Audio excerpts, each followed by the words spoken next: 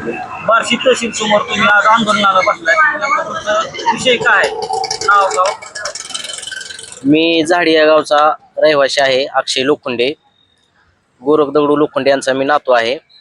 तर सदर गावातील काही गावगुंडांनी व ग्रामपंचायतीमधील काही लोकांनी आमचं घर उद्ध्वस्त केलेलं आहे आणि त्यांचं पोलीस स्टेशन आणि वरच्या अधिकाऱ्यांसोबत संगनमत होऊन ह्यांनी एका विचाराने आमचं गरिबाचं घर पाडलेलं आहे.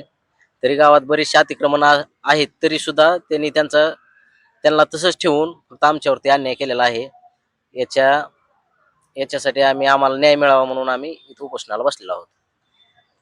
तुम्ही आता मला ते काही गाव गुंडांना घेऊन घर हो, पडलं. ती गावगुंड पण आहेत आणि मुळात ती सरपंच आणि उपसरपंचाची माणसं आहेत आणि त्यांच्यापासून माझ्या जीवाला पण धोका आहे, कारण ती मुळातच वाळू तस्कर आहेत.